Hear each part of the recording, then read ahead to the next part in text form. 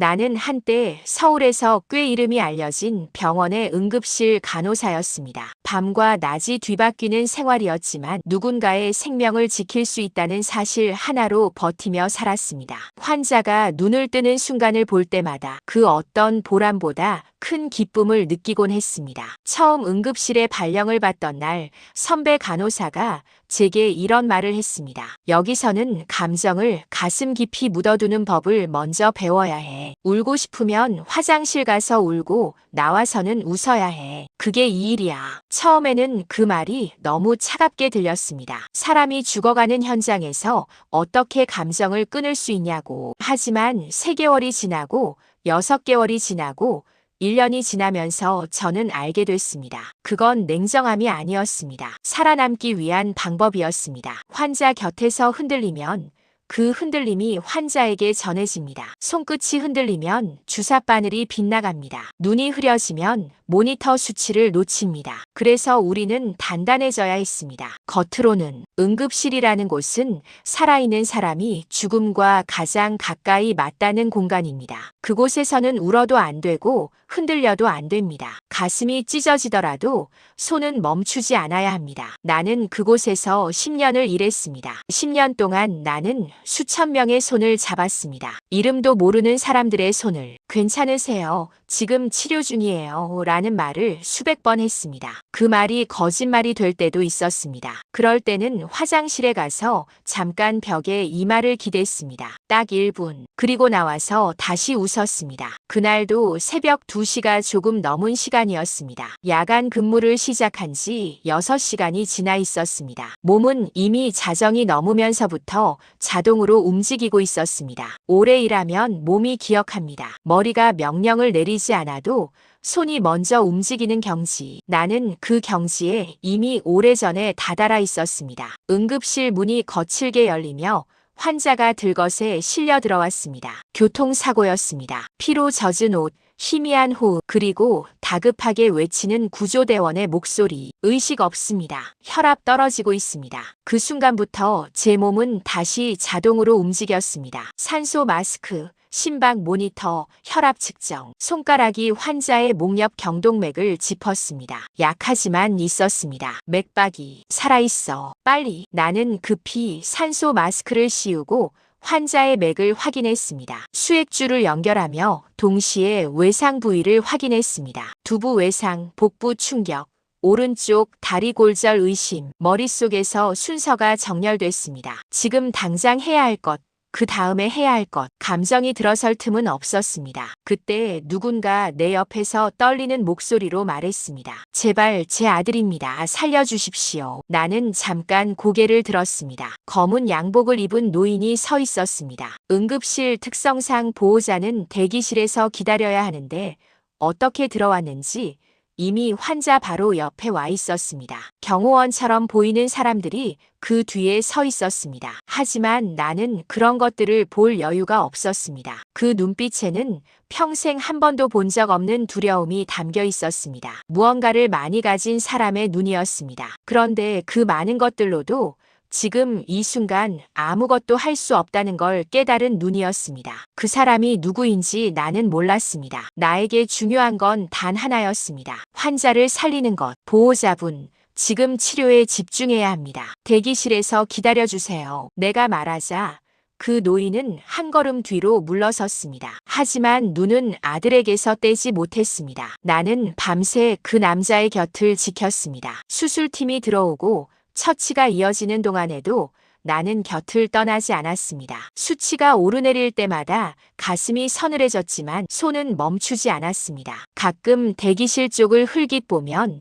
그 노인이 여전히 서 있었습니다. 앉지도 않고 자리를 뜨지도 않고 그냥 서 있었습니다. 인생에서 처음으로 아무것도 할 수 없는 자리에 서 있는 사람의 뒷모습이었습니다. 그리고 아침이 밝아올 무렵 기적처럼 그 남자의 눈이 천천히 떠졌습니다. 새벽빛이 창문으로 스며드는 시간이었습니다. 환자의 손가락이 먼저 움직였습니다. 그 다음 눈꺼풀이 파르르 떨렸습니다. 나는 숨을 참으며 지켜봤습니다. 눈이 떠졌습니다. 흐릿하게 천장을 향해 환자분, 들리시면 손가락 움직여 보세요. 아주 천천히 손가락이 꿈틀했습니다. 그 순간 그 노인의 눈에서 눈물이 흘러내렸습니다. 살았군 살았어. 나는 차트를 기록하면서 잠깐 눈물이 날 뻔했습니다. 10년을 일하면서도 이 순간만은 익숙해지지 않았습니다. 눈을 뜨는 그 순간, 다시 세상으로 돌아오는 그 순간, 그 남자가 바로 훗날 내 남편이 될 사람이었습니다. 그리고 그 노인은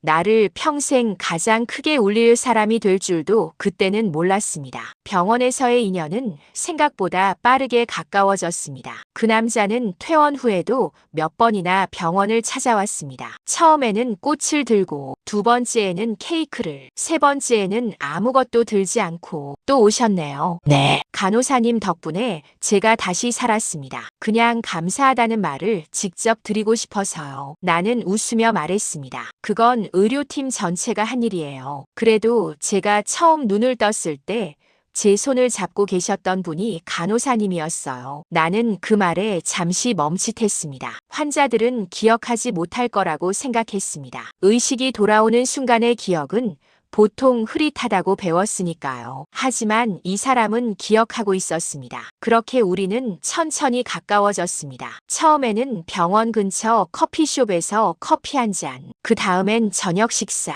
그리고 어느새 우리는 서로의 이야기를 나누는 사이가 되어 있었습니다. 그는 말이 많지 않았습니다. 하지만 들을 줄 알았습니다. 내가 힘들었던 근무 이야기를 하면 중간에 끊지 않고 끝까지 들었습니다. 그리고 말했습니다. 그 일을 10년이나 하셨군요. 대단하다기보다는 고생하셨다는 말이 더 맞는 것 같아요. 나는 그 말에 처음으로 눈물이 날 뻔했습니다. 대단하다는 말은 많이 들었습니다. 하지만 고생했다는 말은 오래간만에 듣는 말이었습니다. 그리고 1년 후 그는 나에게 청혼했습니다. 작은 레스토랑이었습니다. 창가 자리, 촛불 하나. 그는 반지를 꺼내며 말했습니다. 나는 재벌가 아들입니다. 그게 당신에게 부담이 된다는 걸 알아요. 나는 그가 재벌가 아들이라는 사실을 알고 있었습니다. 그래서 몇 번이나 거절하려 했습니다. 우리가 만나는 동안에도 나는 늘 마음 한켠이 불편했습니다. 이 사람과 나 사이에는 보이지 않는 경계선이 있다는 것을, 그의 세계와 나의 세계는 다르다는 것을, 당신의 아버님이 저를 좋아하실 리 없잖아요. 그가 잠시 말을 잃었습니다. 그 침묵이 답이었습니다. 그래서 더 솔직하게 말하고 싶어요. 그는 내 손을 잡으며 말했습니다. 나는 돈이 아니라 사람을 보고 결혼하고 싶습니다. 그 말을 믿었습니다. 그래서 결혼을 했습니다. 지금 생각해보면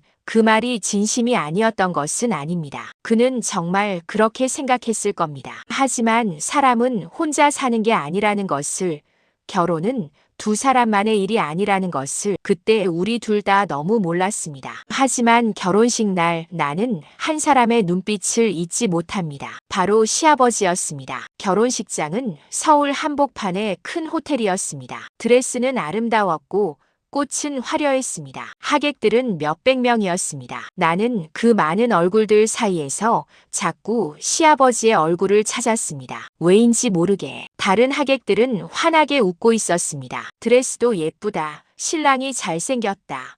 참 잘 어울린다. 그런 말들이 오가는 그 공간에서 시아버지만은 웃지 않았습니다. 그의 눈에는 축복이 아닌 차가운 판단이 담겨 있었습니다. 마치 내가 이 자리에 있어서는 안 된다는 듯, 마치 지금 눈앞에서 무언가 잘못된 일이 벌어지고 있다는 듯. 나는 그 눈빛을 외면하며 웃었습니다. 괜찮을 거야. 시간이 지나면 달라지겠지. 하지만 시간은 내 편이 아니었습니다. 결혼한 지 사흘째 되던 날 아침이었습니다. 나는 새벽 5시에 일어났습니다. 시아버지가 아침 일찍 일어나신다는 것을 알고 있었습니다. 그분보다 먼저 일어나 아침을 준비하고 싶었습니다. 며느리로서 최선을 다하고 싶었습니다. 식탁에 앉아 아침을 먹고 있었습니다. 나는 밥을 하고 국을 끓이고 반찬을 차렸습니다. 어머니에게 배운 된장찌개였습니다. 어머니는 항상 마른 멸치와 다시마로 육수를 낸 뒤 된장을 풀었습니다. 나도 그렇게 했습니다. 시아버지가 들어오셨습니다. 나는 자리에서 일어나 인사를 드렸습니다. 아버님, 진지 드시겠습니까? 그는 식탁을 한번 훑어보더니 말씀하셨습니다. 우리 집 된장은 따로 있다. 나는 당황했습니다. 아, 네, 어디 있는지 알려주시면 제가. 됐어. 그는 그냥 나가버렸습니다. 밥을 드시지 않으셨습니다. 나는 혼자 식탁 앞에 앉아 있었습니다. 아무도 없는 부엌에서 혼자,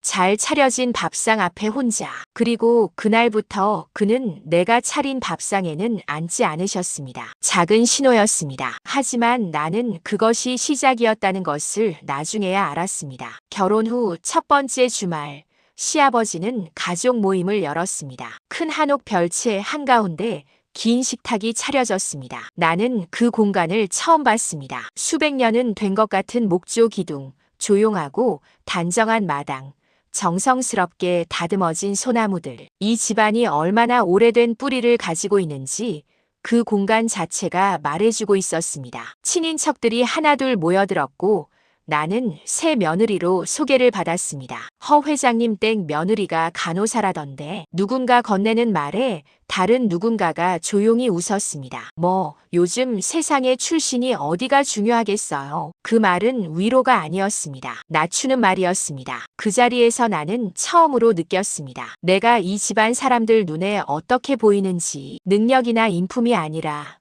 내가 어디서 왔는지, 어떤 집안인지, 어떤 직업인지로 먼저 판단받는다는 것을. 나는 미소를 유지하며 앉아 있었습니다. 응급실에서 배운 것이 하나 있다면 어떤 상황에서도 표정을 다스리는 것이었습니다. 하지만 시아버지의 말 한마디가 나를 흔들었습니다. 며느리가 간호사 일은 그만뒀겠지. 모두가 듣는 자리에서 아무렇지 않게 하신 말씀이었습니다. 방 안이 잠시 조용해졌습니다. 남편이 대신 대답하려 했습니다. 아버지, 그건 자기 일이니까 자기가 대답해야지. 시아버지의 시선이 내게 꽂혔습니다. 모든 사람의 눈이 나를 향했습니다. 나는 천천히 말했습니다. 아직 일을 하고 있습니다. 잠깐의 침묵이 흘렀습니다. 시아버지는 더 이상 말씀하시지 않았습니다. 하지만 그 침묵이 말보다 무거웠습니다. 그날 이후 시아버지는 나를 불편하게 만드는 방식을 바꾸셨습니다. 대놓고 말씀하시는 대신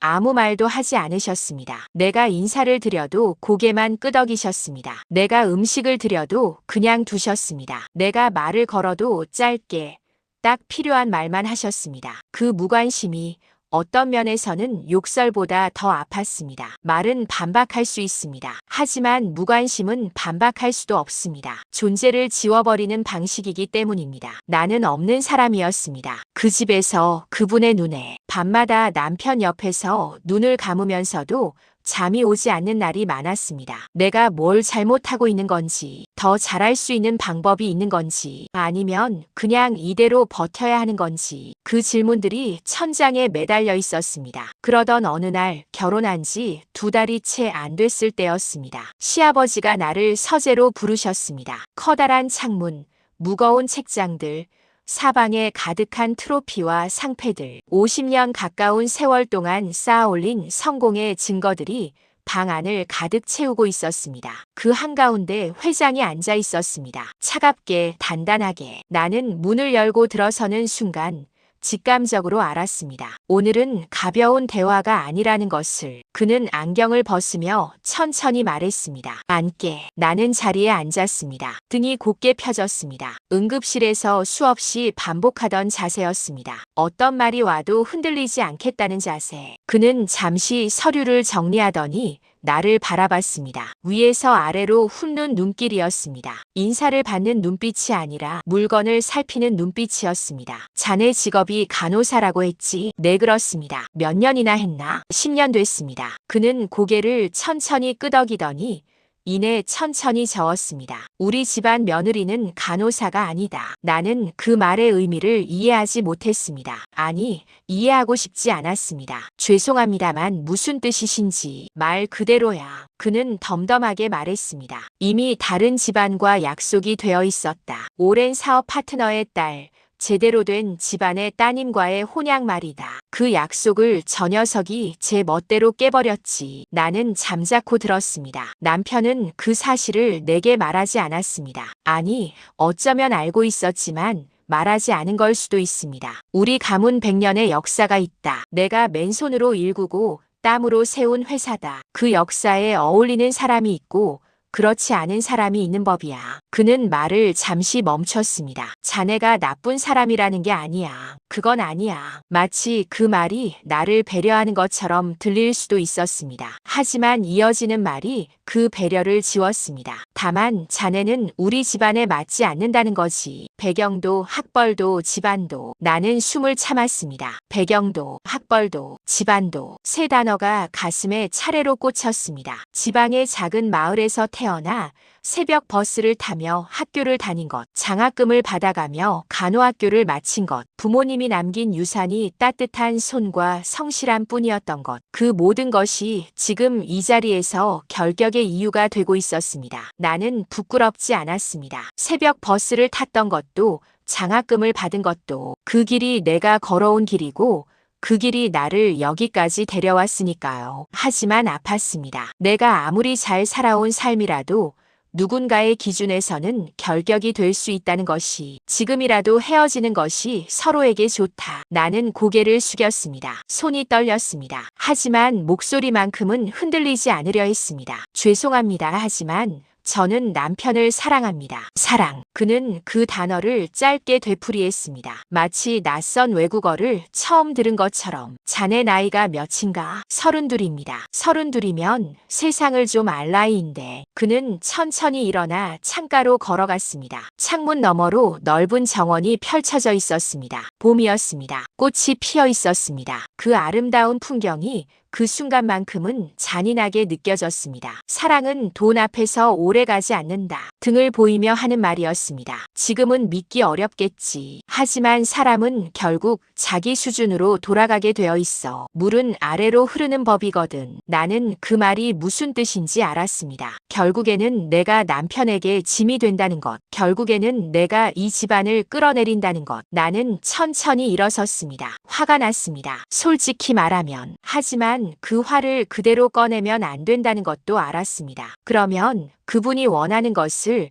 내가 직접 증명해드리는 셈이 되니까요. 아버님, 그는 돌아보지 않았습니다. 저는 간호사입니다. 10년 동안 응급실에서 일했습니다. 나는 잠시 숨을 고르고 말을 이었습니다. 그날 밤 아드님을 살린 것도 저였습니다. 그제야 그가 천천히 고개를 돌렸습니다. 나는 말을 이었습니다. 저는 사람의 목숨을 살리는 일을 해왔습니다. 그 일이 아버님 가문의 역사에 어울리지 않는다고 하시면 저는 할 말이 없습니다. 나는 단 한 가지만 더 말하고 싶었습니다. 배경도 학벌도 집안도 가질 수 없었지만 나는 누군가의 생명을 손으로 붙잡는 일을 10년 동안 했습니다. 그것이 내가 가진 역사였습니다. 그는 아무 말도 하지 않았습니다. 나는 조용히 서재를 나왔습니다. 복도를 걸으며 나는 생각했습니다. 이 싸움은 사람과 사람의 싸움이 아니구나. 돈과 가난의 싸움이고 계급과 계급의 싸움이구나. 그리고 그 싸움에서 나는 처음부터 지고 들어오는 사람이었구나. 하지만 동시에 이런 생각도 들었습니다. 지는 것과 틀린 것은 다르다. 그로부터 몇 달이 지났습니다. 그 사이에도 작은 일들이 있었습니다. 시아버지는 내가 부재 중일 때 남편에게 전화를 자주 하셨습니다. 무슨 말을 하시는지 나는 직접 듣지 못했습니다. 하지만 그 통화 이후에 남편의 얼굴이 어두워지는 것을 나는 알아챘습니다. 무슨 말씀하셨어? 아니야. 별거 아니야. 그는 늘 그렇게 말했습니다. 나는 더 묻지 않았습니다. 알면서도 모르는 척. 그것이 내가 선택한 방식이었습니다. 하지만 사실은 알고 있었습니다. 시아버지가 아들을 흔들고 있다는 것을. 조금씩 물이 돌을 깎듯 부부 사이에 균열이 생기기 시작한 것은 그때부터였습니다. 눈에 띄지 않게. 그래서 더 무서운 방식으로. 그러던 어느 날 저녁 남편이 출장을 떠난 날이었습니다. 비가 억수같이 내리고 있었습니다. 나는 혼자 집에 있었습니다. 큰 집이 그날 유독 더 크게 느껴졌습니다. 시아버지가 거실에 앉아 계셨습니다. TV는 켜져 있었지만 보고 계신 게 아니었습니다. 그냥 앉아 계셨습니다. 나는 차를 끓여드리려 했습니다. 괜찮아. 짧게 거절하시는 것도 이제는 익숙했습니다. 나는 물러서려다 멈췄습니다. 오늘따라 그냥 지나치기가 싫었습니다. 이대로 계속 모르는 척 지낼 수는 없다는 생각이 들었습니다. 비가 내리는 날 밤 홀로 앉아 계신 그 뒷모습이 갑자기 외로워 보였습니다. 강한 사람이 아니라 그냥 늙은 사람처럼. 그래서 용기를 내어 여쭤봤습니다. 아버님, 제가 뭘 잘못하고 있는 건지 말씀해 주실 수 있을까요? 고치겠습니다. 배우겠습니다. 그는 나를 바라봤습니다. 긴 침묵이 흘렀습니다. 창문에 빗소리만 들렸습니다. 그리고 말씀하셨습니다. 자네가 잘못하는 게 아니야. 나는 그 말에 잠깐 희망을 품었습니다. 그게 문제야. 그는 이어 말씀하셨습니다. 잘못하는 게 없는데도 맞지 않는 게 있는 거야. 구두가 아무리 좋아도 발에 맞지 않으면 신을 수 없는 것처럼. 나는 그 자리에 서 있었습니다. 구두. 나는 구두였습니다. 그것도 발에 맞지 않는. 나는 그 순간 이상하게도 분노가 치밀지 않았습니다. 슬프지도 않았습니다. 그냥 모든 것이 선명해지는 느낌이었습니다. 이 사람에게 나는 어떤 노력으로도 바꿀 수 없는 존재라는 것. 오늘로 끝이다. 그 말이 나왔습니다. 그는 옆에 놓아두었던 봉투를 내밀었습니다. 두툼한 봉투였습니다. 위자료다. 충분하고도 남을 것이다. 나는 그 봉투를 받지 않았습니다. 눈을 들어 그를 바라봤습니다. 그의 눈에는 여전히 차가움이 있었습니다. 하지만 나는 그 차가움 아래에 있는 무언가를 처음으로 보았습니다. 두려움이었습니다. 나 때문이 아니었습니다. 무너질지도 모른다는 두려움. 아들을 잃을지도 모른다는 두려움. 자신이 평생 쌓아온 것들이 흔들릴지도 모른다는 두려움. 그는 강한 사람이 아니었습니다. 두렵기 때문에 강한 척하는 사람이었습니다. 나는 말했습니다. 아버님 그때 나는 말하려 했습니다. 내가 임신했다는 사실을 2달 전부터 알고 있었습니다. 매일 아침 혼자 화장실에 들어가 배를 감싸 안으며 속삭였습니다. 잘 자라줘. 엄마가 지켜줄게. 이 아이가 있다는 것을 말하면 아마 달라질 수도 있었습니다. 아마 그 봉투를 거두어 들이실 수도 있었습니다. 하지만 그의 눈빛을 보고 결국 말을 삼켰습니다. 이 아이를 협상의 도구로 쓰고 싶지 않았습니다. 이 아이는 내가 살아남기 위한 수단이 아니었습니다. 그냥 내가 지켜야 할 생명이었습니다. 나는 아무 말 없이 봉투를 두고 집을 나왔습니다. 비를 맞으며 현관문이 닫히는 소리가 들렸습니다. 뒤에서 그 소리를 들으며 나는 뒤돌아보지 않았습니다. 빗속을 걸으며 나는 한 번만 멈춰 섰습니다. 그리고 배에 손을 올렸습니다. 빗물이 손등을 타고 흘렀습니다. 배 안에 있는 아이는 아직 그 빗소리도 모를 겁니다. 세상이 얼마나 차가울 수 있는지도. 하지만 나는 알려주고 싶지 않았습니다. 적어도 지금 이 순간만큼은 괜찮아. 엄마가 있어. 그것뿐이었습니다. 그날 나는 갈 곳이 없었습니다. 하지만 그것으로 충분했습니다. 살아있었으니까요. 그 안에 작은 생명과 함께 몇 달 후 나는 아이를 낳았습니다. 아들을. 분만실에서 아이의 첫 울음소리를 들었을 때 나는 오래 참아왔던 눈물을 흘렸습니다. 기쁨인지 슬픔인지 모를 눈물이었습니다. 아마 둘 다였을 겁니다. 나는 아이에게 준서라는 이름을 지어줬습니다. 세상의 기준이 아니라 스스로의 기준으로 살아가라는 뜻이었습니다. 작은 원룸이었습니다. 처음에는 그게 부끄러웠습니다. 이 작은 공간에서 아이를 키울 수 있을지. 하지만 준서는 그 작은 공간에서 씩씩하게 자랐습니다. 나는 다시 간호사로 일했습니다. 야간 근무를 마치고 어린이집에 아이를 맡기러 갈 때면 눈이 빠질 것처럼 피곤했습니다. 하지만 아이의 얼굴을 보는 순간 그 피곤함이 어디론가 사라지곤 했습니다. 그리고 틈틈이 작은 식당을 열었습니다. 테이블 4개짜리 아주 작은 공간이었지만 매일 새벽 5시에 일어나 육수를 끓이며 나는 살았습니다. 처음에는 단골이 없었습니다. 매출이 없는 날도 있었습니다. 그런 날 밤에는 혼자 앉아 계산기를 두드리며 걱정을 했습니다. 하지만 포기하지 않았습니다. 나는 응급실에서 배운 것이 하나 있었습니다. 최악의 순간에도 손을 멈추지 않으면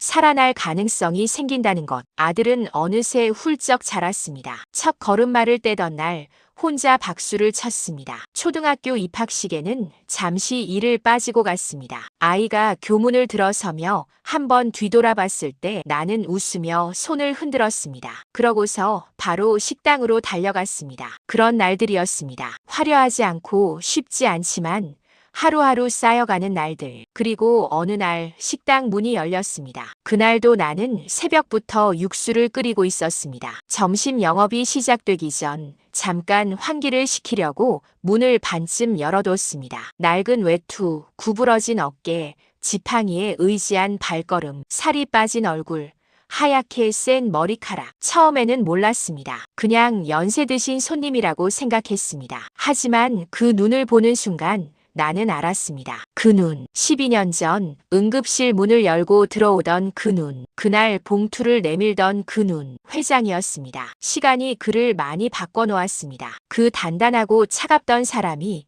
지금은 지팡이의 의지에 걷고 있었습니다. 아무리 많은 돈이 있어도 시간 앞에서는 누구나 같아진다는 것을 그의 모습이 말해주고 있었습니다. 나는 조용히 말했습니다. 식사하시겠습니까? 그는 고개를 끄덕이며 자리에 앉았습니다. 나는 주방으로 들어가 된장찌개를 끓이고 밥을 퍼담았습니다. 손이 떨렸습니다. 12년 만이었습니다. 어떤 말을 해야 할지 몰랐습니다. 화를 내야 할지, 반가워해야 할지, 아니면 그냥 모르는 척해야 할지. 하지만 결국 나는 밥을 들고 나갔습니다. 그것이 내가 할 수 있는 일이었으니까요. 그는 밥을 먹지 못했습니다. 숟가락을 들었다 놓았습니다. 고개를 숙인 채로. 한참 후 그는 말했습니다. 미안하네. 딱 3글자였습니다. 나는 그 3글자가 나오기까지 얼마나 오랜 시간이 걸렸는지 알 것 같았습니다. 평생 아래를 굽어보며 살았던 사람이 다른 사람에게 고개를 숙이는 것이 얼마나 어려운 일인지, 하지만 그 3글자 안에 얼마나 많은 세월이 담겨 있는지도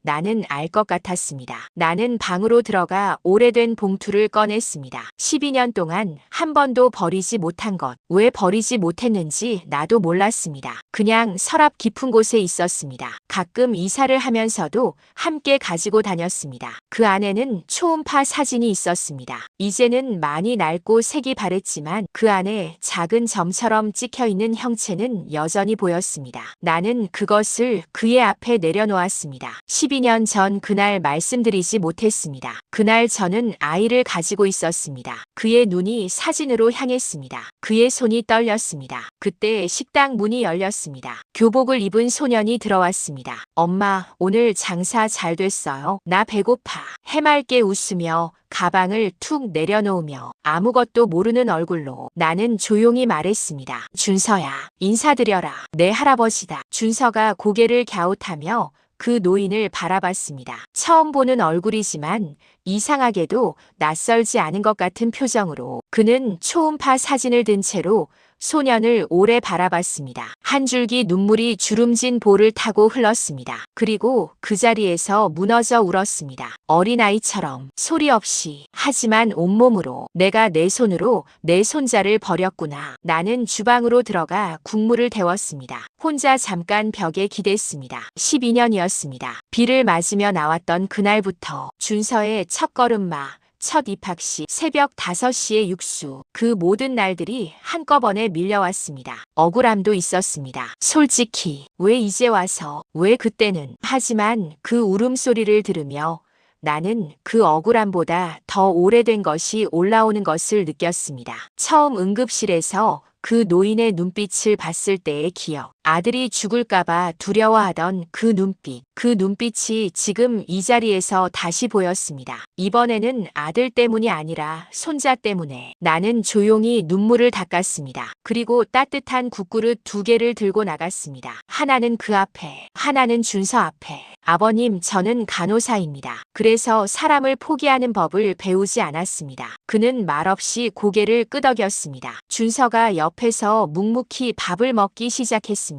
아이는 그 무거운 공기를 다 이해하지 못할 겁니다. 하지만 알 겁니다. 오늘 이 자리가 중요한 자리라는 것을. 그날 밤 회장은 처음으로 내 앞에서 어린아이처럼 울었습니다. 그리고 나는 그 모습을 보며 생각했습니다. 사람은 돈으로 세상을 살 수 있을지 몰라도 가족은 돈으로 만들 수 없다는 것을. 잃어버린 시간은 돈으로 살 수 없다는 것을 어쩌면 인생이란 늦게라도 깨닫는 사람에게 다시 한번 기회를 주는 것인지도 모릅니다. 나는 오늘도 새벽 5시에 일어납니다. 육수를 끓이고 재료를 다듬고 문을 엽니다. 가끔 회장이 찾아옵니다. 준서와 나란히 앉아 밥을 먹습니다. 많은 말을 하지 않습니다. 회장은 어느 날 준서에게 이런 말을 했습니다. 공부도 중요하지만 사람 하나를 제대로 볼 줄 아는 눈을 먼저 키워라. 준서가 무슨 뜻이냐고 물었습니다. 회장은 잠시 생각하더니 말했습니다. 할아버지가 오래 살면서 가장 늦게 배운 것이거든. 나는 주방에서 그 말을 들었습니다. 아무 말도 하지 않았습니다. 하지만 식탁 위엔 언제나 따뜻함이 있습니다. 그걸로 충분합니다. 나는 오늘도 이 식당에서 밥을 짓습니다. 언젠가 또 누군가가 돌아올 수 있도록 따뜻한 밥 한 끼가 기다린다는 것을 알 수 있도록 사람을 살리는 일은 응급실에서만 하는 게 아니었습니다. 따뜻한 밥 한 그릇도 누군가를 살립니다. 정성껏 끓인 국 한 그릇도 기다려주는 마음 하나도 가족이라는 이름으로 나는 그 이름이 이제 두렵지 않습니다. 오래 걸렸지만 많이 아팠지만 결국 그 이름은 사람이 사람에게 줄 수 있는 가장 따뜻한 이름이라는 것을 알게 됐으니까요.